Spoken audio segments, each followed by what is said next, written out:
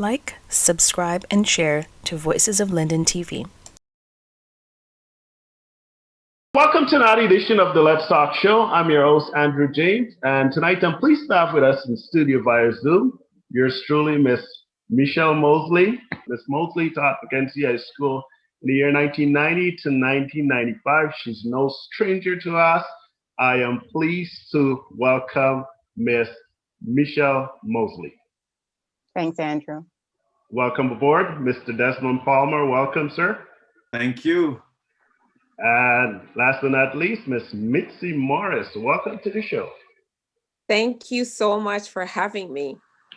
Very good. Miss Moseley, I'll start with you off first. Can you tell us what financial health or financial literacy means to you through your own lens? Financial well-being really is, it encompasses a couple of things. It's, knowing how to manage your money, having the information or the financial literacy to manage that money, and and being able to stay on top of things for yourself in a customized way, if you will, because a lot of people I find over time always tend to look at what the person down the street is doing versus what they themselves can do. And so for me, financial well-being, it's about being able to do your own self-assessment about your finances. How do I get my finances from A to B to work for me? I mentioned to you earlier, Andrew, that someone could be making far more money than, let's say, their neighbor, and still be in a better place, far less money, pardon me, and will be in a better place than that neighbor because of how organized they are, because of how they manage those finances. So let's take, for example, a lot of times people will have an idea as to how much money they make. They'll have a vague idea as to how much their expenses are. But a lot of times, if you were to actually have that person sit down and put that in writing, sometimes they are very pleasantly surprised that they have some more disposable income. And sometimes they're pretty much disturbed because they thought they had more than they actually had as disposable. And what does disposable income mean? It just means that money that you can now put away to work for yourself, whether it's against some more of your expenses, whether it is something that you could put towards savings for your future. Very good. Nicely said. Just a quick question as a follow-up. How much months of money should be set aside for emergency? Generally speaking, the rule of thumb is 3 months of your income. It works and it doesn't work. It's kind of old school. It's been around for a bit. It's what we, kind of grew up here in North America hearing. However, I'm just going to say one thing as a word of caution from what I've seen over the years in the industry. You have to always look at your finances. You have to look at your expenses. You have to look at your income, and you have to balance it accordingly. A lot of times, again, I just want to make sure it's very clear. It's not a one size fits all. It is the size that fits, for example, Andrew versus the size that fits Michelle. And you have to work within the parameters of that. Because your expenses, Andrew, let's face it, may not be the expenses that I will incur. And therefore, while we start with that rule of thumb and say, okay, 3 months of your income, whatever that income will be, because of course it's different from one person to the other, you do have to customize according to your expenses. Very good. Thank you very much. Nice to hear you talking about disposable income. I think this brings us a nice opportunity to reach out to our friends there, Mr. Palmer and of course Ms. Morris. Mrs. Morris, sorry. Can you tell us, guys, about Bitcoin? I know everyone is talking about Bitcoin recently. What is this Bitcoin? I've yet to see Bitcoin. I think it's gold, or I don't know if it's silver. I don't even know the color of it. Break it down to us from a layman's perspective. Can you tell us, please, what Bitcoin is? Well, yeah, you're right. Unless you're living under a rock, you wouldn't be knowing about what Bitcoin. Bitcoin, has lost its mind, I would say. But, in layman terms, I'm going to try and break it down. Bitcoin is a virtual currency. It's digitally, so you can't touch it, you can't feel it, you can't print it. You can't do any of those things. You can't keep it in a safe wallet from other people. Like you can hide it under your bed. It's nothing of the sort. And a lot of people, when they hear Bitcoin, they're thinking about that coin, right? Mhm. But not knowing that it's something that's virtual that you actually can store on your computer. And Mr. Palmer can fill in the Yeah, blanks with that. absolutely. Great job in breaking that down, Mitzi. I always have acronyms for stuff. I like to use different things that individuals can relate to. For example, if you want to shake someone's hand, and you should be able to reach out and shake that person's hand just like that. The way our banking system works, if you want to shake someone's hand, you actually have to shake someone else's hand and have that person shake the other person's hand. That's the way our banking system works right now with the fiat currency, which is our dollar. Okay. With Bitcoin, you can actually reach out and touch that person's hand and shake it. So we call that peer-to-peer transactions. Rather than you going to the grocery store and buying something, or wherever store you go to, you're buying something, and it goes, you swipe your card, and once you swipe your card, the banking system takes over, and then they send that merchant the money. So you actually going to a third party before you can make your payment. With Bitcoin, you can make payments and transactions anywhere in the world for minimal amount of money or Bitcoin, and you can do that no problem with anyone in the world in Very a good. matter of seconds. Very good. So I need a Bitcoin. Do I have to have, I think it's trading like $56,000 as of today. Do I need $56,000 just to get me a piece of Bitcoin? Oh gosh, no. Thank God you don't need. Okay. Okay. I mean, you have some people that are able to do that, right? But not Right. everyone is able to do that. So you know when you buy a pizza, right? You can buy a slice of pizza. The fact is you don't need to buy an old pizza. So you can go buy a pizza, and that slice of pizza, you can cut it up into 10 tiny little pieces of pizza. It's the same with Bitcoin. You don't have to worry about, oh my goodness, where am I going to find $56,000 from? You can buy little blocks of Bitcoin, and Mr. Palmer will also break that down too. Absolutely. That's my favorite term, is to think of a whole pizza, and a whole pizza right now, let's say Bitcoin is 45,000 US or 56,000 Canadian. You don't have to buy that, as Mitzi said. You can buy a small amount. So I tell individuals, if you can afford to spend $100, $50, $200, whatever it is that you can spend, just invest into Bitcoin. And how do you do that? You can get yourself a Bitcoin account.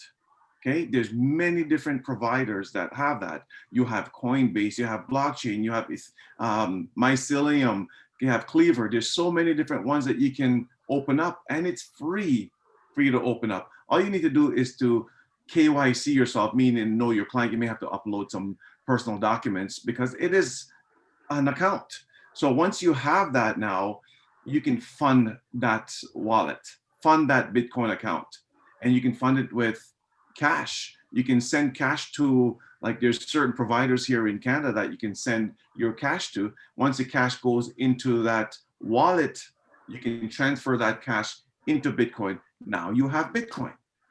Simple. Very good and very good. So I guess it's this nice little blend there.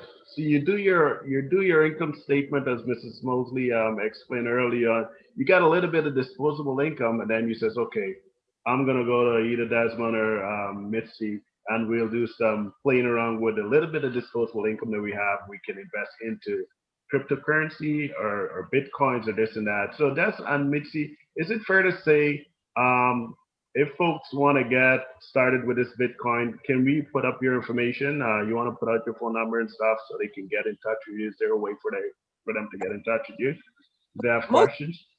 Most definitely, because for this segment, there's so much more that we could actually, explain, because I know a lot of people are even thinking right now, well, why should I even get it? I can use a credit card. I can use my credit card and purchase things, right? Mm-hmm. But I don't know if many of your viewers remember in 2008, when the market crashed, right? This gentleman, Satoshi, he came up with Bitcoin where the government would not be able to manipulate it, because you can manipulate the dollar, right? They're just printing money, and the value of the dollar, it's not even worth the paper that it's printed on right now. With Bitcoin, yes, it can be volatile, but it's something that no one can touch, no one can change it. And if I were to buy a car from you, right, William, to buy a car from you, I can send you that money privately. No one will know about the transaction, just you and myself. So this is the reason why most people are saying, wow, I want a piece of that.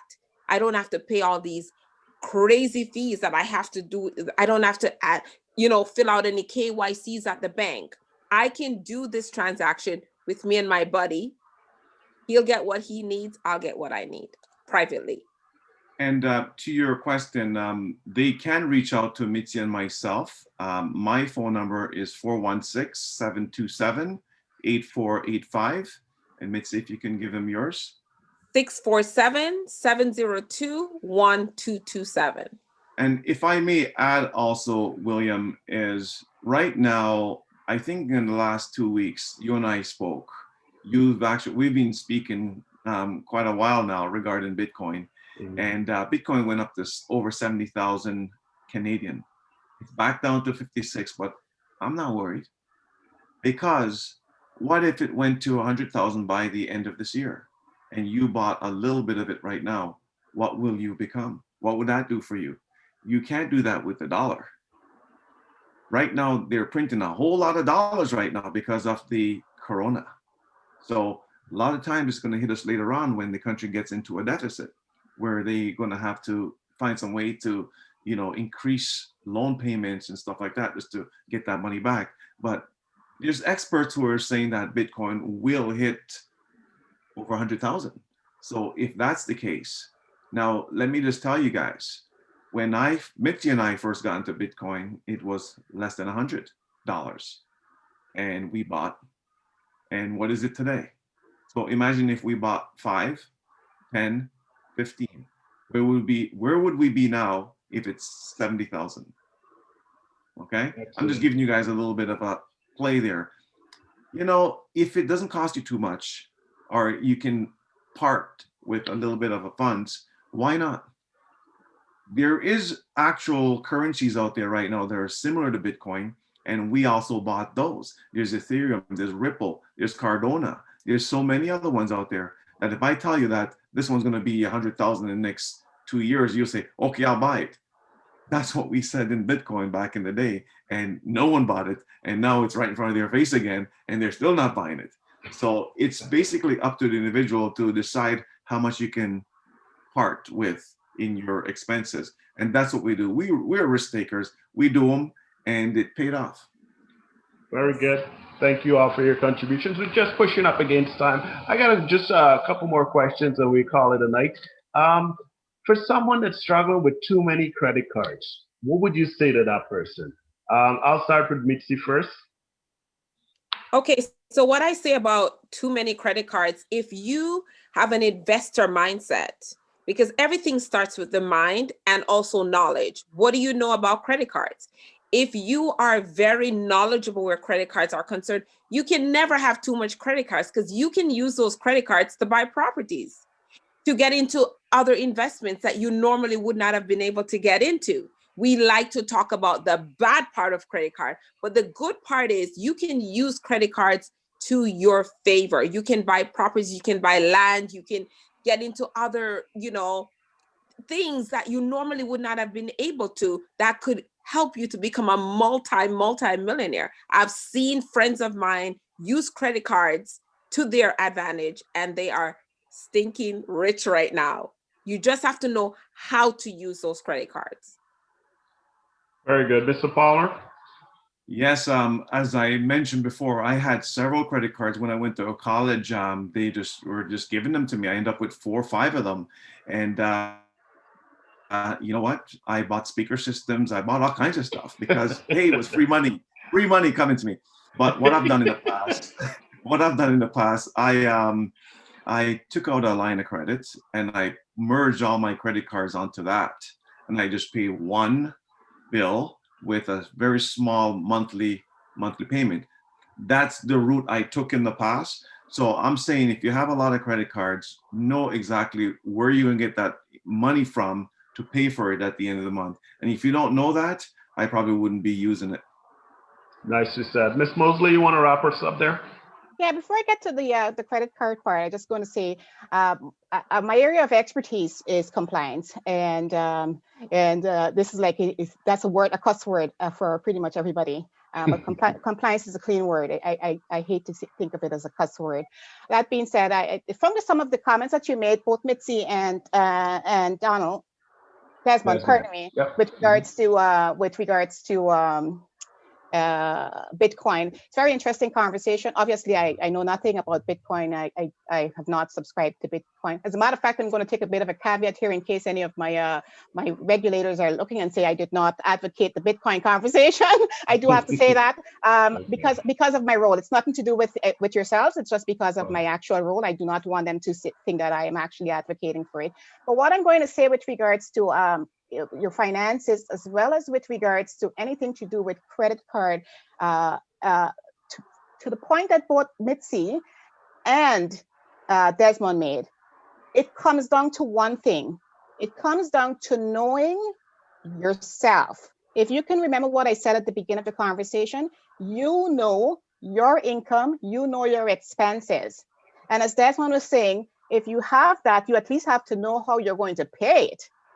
When you know it comes down to the end of the month, you do have to know how to pay that because it's going to mess up your credit, and that's one of the most difficult thing to recover from in North America. It's going to mess up your credit. It could have far-reaching consequences.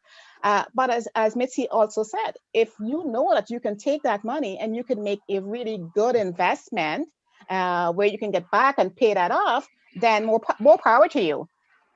Ultimately, what it comes down to is literacy, your financial well-being. I urge you, everyone out there, make sure you talk to someone with the knowledge. Don't try to do it on your own. Even if you're going into Bitcoin, you talk to someone with the knowledge, not myself, but you talk to someone with the knowledge. Whatever it is, if you want to get into financial, planning or whatever the case may be, talk to someone with the knowledge in the background so that you can make informed decisions, and that will take you far away. Very good. One final question there. Can you share with us the smartest financial decision you've made and the dumbest financial decisions you've made? Is that directed at me? I'll choose you afterwards. Let me start with Mitzy and we'll come across the board. Credit cards. Using credit cards stupidly. Yes. Like Desmond said, buying clothes, things that there's no value in it, right? You don't even want the clothes after one wear. The tags are still on them, right? That was it. And being young and foolish and not knowledgeable about credit cards and not paying those credit cards when it came due. So I have learned that was the most stupid thing. The best decision I would say I've ever made was buying my first property at age 22 and also getting into Bitcoin very early. Yes. Very good, Des.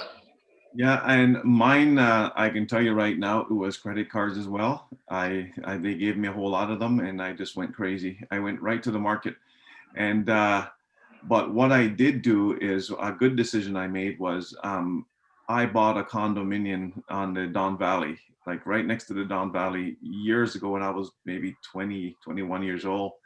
And I kept it for 7 years. I rented it out. And I just couldn't take my tenants jumping on the floor and getting complaints all the time. So I ended up selling it and I made some good profit. And that profit has led to what I've been doing with my life. So that was a great decision I made for myself. And then I was able to pay those credit card bills off as well. Very good. Ms. Moseley? A common thread. It is the credit card. Some of the worst decisions or the poorest choices, it comes back to those credit card bills. Because if you buy a lot of things on credit, but you do not know or you don't have the income that you'll be able to cover it, the interest rate will bury you. The other thing that we did very early on in our life is to store cards, and those things are like the vampires of card. They will suck the daylight out of you. I don't know if any you guys remember Eaton's and Sears and all of that fun stuff. Oh yes, and they had some cards, and you got sucked into them, and unfortunately, that's what happened. But the best thing, one of the best thing, and that's the common thread I heard again from both Mitzy and Desmond, is the buying of real estate. I can attest to it. I can tell you it's one of the things that Black people, yes, I'm going there, need to get a bit more into, because it's one of the things that you can leverage to your advantage.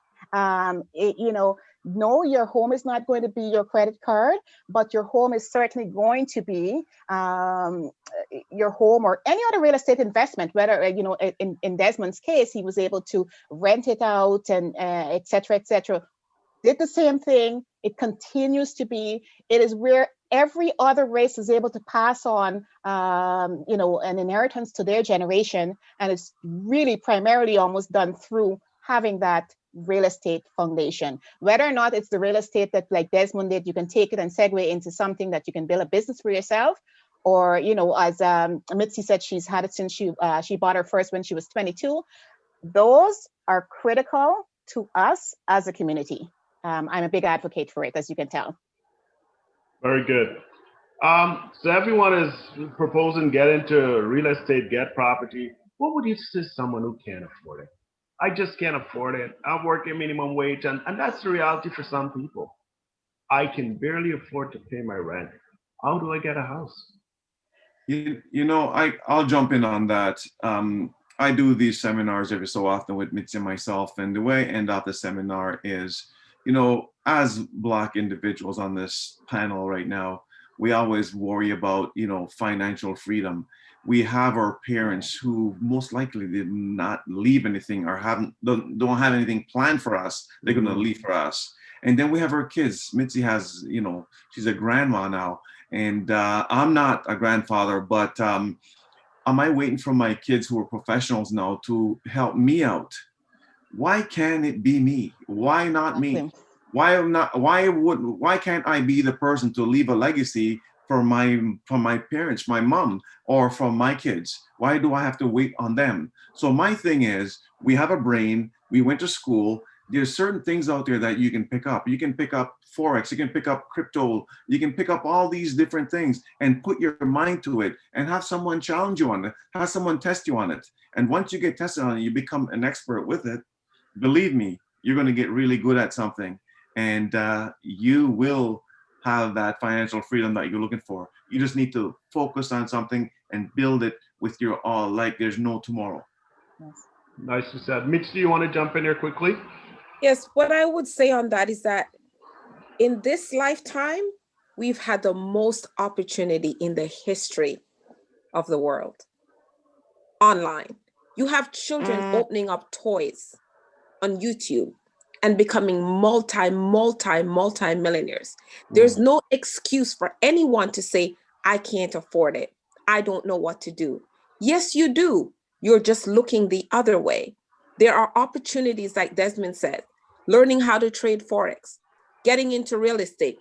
You can get in without money. You just have to find a way, research, find out, see if you can find an investor who can jump in with you. Start talking to people. If you really want to change badly enough, you will find a way, or you'll find the money excuse. Because what are you going to say 10 years from now? The same thing? 30 years from now, the same thing? Who is going to leave that legacy? Who will do it if not you?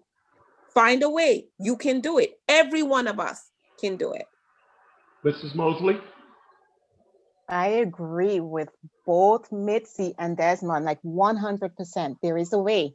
And that way might not be, one for everybody. It may be this way for one person, the other way for this person, the other way for that person. I can tell you, I'm going to piggyback a bit on what Mitzy just said. when we bought our first home, we had no money. We actually went to a real estate agent, and we sat in his office and we said, we'd like to buy a house. And he said, okay, so how much money have you saved? And we looked at him as though, what are you asking us? And he said, we have no money. And he was like, I swear, that poor gentleman thought he was looking at two crazy people. It was winter time. We had 3 little kids with us. And he looked at us as though, well, this is not happening. They cannot be sitting here. Bottom line is, it opened the curiosity for us. It made us very curious. It made us begin to research, like Mitzy was saying. It made us take a look at stuff. And I can tell you, I'm sitting here in Canada, having come from Guyana with very little ways of advancing yourself in Guyana. We don't have a whole lot of options. I'm coming to North America. My kids are going to be able to say, our parents have left a legacy. That's what we need as Black people. We need to start the ball rolling. There is something, like Mitzy was saying, everyone could do. We all could. You just gotta start. That's it. In a nutshell, start. Very good.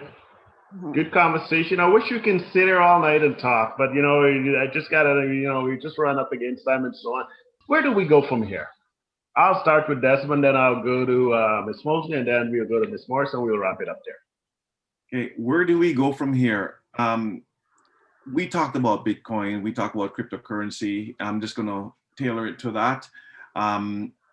There's ways that you can acquire Bitcoin, and one of them is to use your money to buy it. There are businesses out there where you can actually, for example, you can trade foreign exchange. The banks trade foreign exchange for you at nighttime.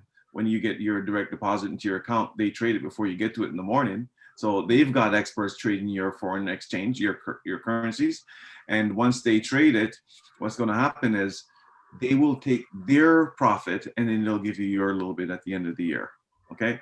So you can acquire Bitcoin by purchasing it, or you can get into an opportunity or in a business where they pay you in Bitcoin.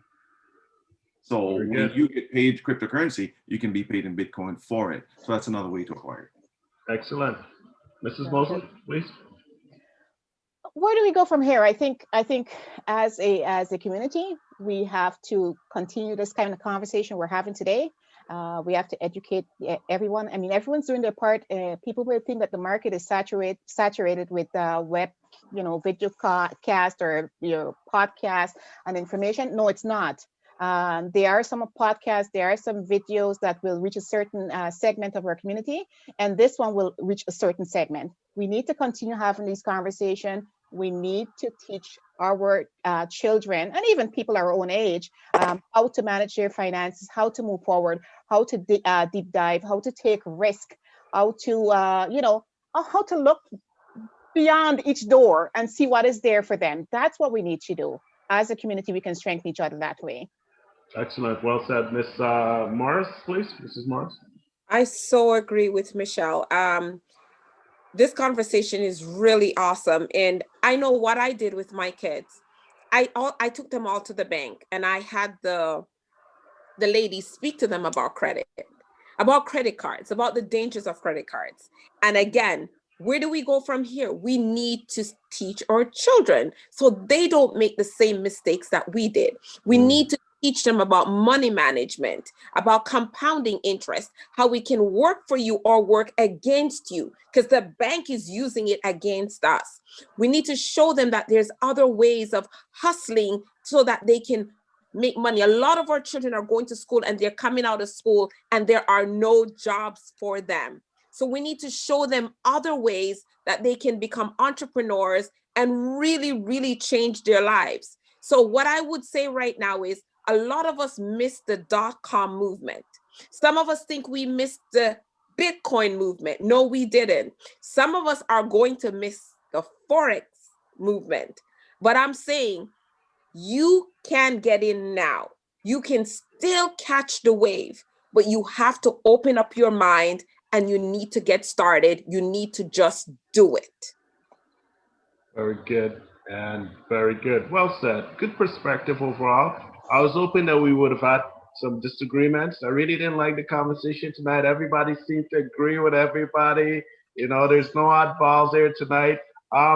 my hope and my vision, first of all, I want to thank everyone for coming on the show on behalf of the executive producer. I want to thank you all for sharing your time with us. I would like to propose that we have a open forum whereby we can take questions, whereby we can open up a discussion and provide answers to whoever chooses to join. Can we get a yes from everybody if you're available? Last Sunday of each month. Mrs. Moseley, Yes, sir. Mr. Palmer, Absolutely. Mrs. Morris. Yes, yes, yes. Very good. And if you have any other subject expert matters in the area of finances, we'll be more than happy to have them. It's going to be an open discussion, very, very friendly audience. We're just going to be here to try to help each other along the way. Congratulations to all of you on the purchase of your first property. I'm hoping for someone that's watching that's living in an apartment or renting somewhere. Yeah, this video is going to serve as an encouragement to just give you hope that, you know what, they did it, one day I will be. Thank you very much. On behalf of everyone at the Let's Talk Show, thank you for coming on, and I look forward to speaking with you guys again in the near future. Good night, everybody. Thank you. Good night. Thank you so much. Have a great night.